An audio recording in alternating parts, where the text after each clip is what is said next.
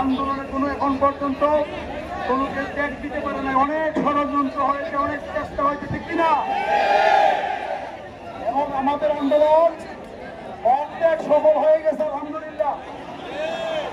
500 টাকার প্রজ্ঞাপন ছিল 5 তারিখে, এটা বাতিল করে 5% হয়েছে।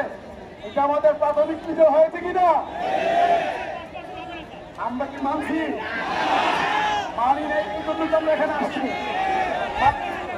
মানলে তো সকালে আমরা চলে যাইতাম, আমরা তো মানি নাই। আমাদের বাংলাদেশের যারা আগামীতে সম্ভাব্য ক্ষমতায় যাবে, সবগুলো দলের সাথে আমাদের কথা হচ্ছে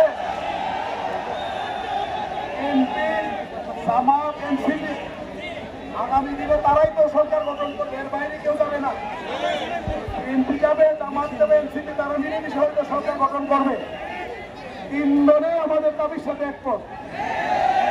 এবং বিএনপি মির্জা ফখরুল ইসলাম আলমগীর স্যার, উনি অত্যন্ত হৃদ্যতামূলক আমাদের সাথে আলোচনা করেছেন। ওনাকে বিএনপি কমিশনার ফোন করেছেন আমাদেরকে অনুরোধ করার জন্য। উনি আমাদেরকে অনুরোধ করেছেন যে আপনাদের দাবির সাথে আমরা একমত। আপনাদেরকে আমি অনুরোধ করব কোন রকমের বিশৃঙ্খল পরিবেশ যাতে না হয়। উনি বলছেন যে আমি নিজে অর্থ উপদেষ্টার সাথে আমি কথা বলবো, শিক্ষা উপদেষ্টার সাথে আমি কথা বলবো, এবং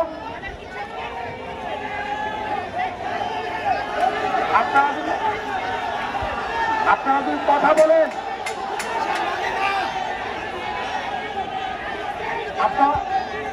আপনারা যদি কথা বলেন, আমার কথা শুনবেন না, আমার কথা শুনতে হবে আগে।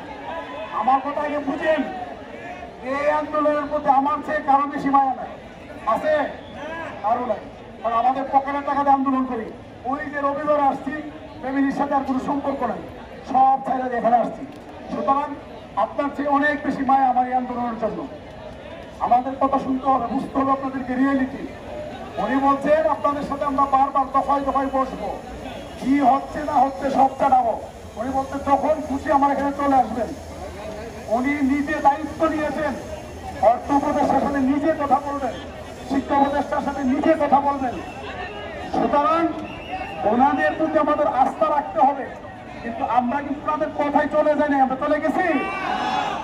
আমরা কি পোকা মিছিল ক্যান্সেল করছি? আমরা আমাদের কাজ করব, কিন্তু শান্তিপূর্ণভাবে, যাতে কোনোভাবে কোনো ট্যাগ দিয়ে আমাদের আন্দোলনকে বিতর্কিত করা। আমরা এখন ধরেন ডাক্তাইতে পারবো, আমাদের অনেক লোক, পুলিশ আমাদেরকে নিয়ন্ত্রণ করতে পারবে না। তারা লাঠিচার্জ করবে, আপনারা দৌড়াদৌড়ি করবেন, টিয়ার শেল মারবে, এটা আন্তর্জাতিক মিডিয়ায় চলে যাবে। আমাদের দেশের সুনাম নষ্ট হবে কিনা? অবশ্যই হবে। আমরা শিক্ষকরা দেশের সুনাম নষ্ট করতে পারি না, আমরা করবো না। তবে এটাও আপনাদেরকে স্পষ্ট ভাষায় বলে দিতে চাই, আমাদের দাবির সাথে কোন রকমের আপোষ হবে না ইনশাআল্লাহ।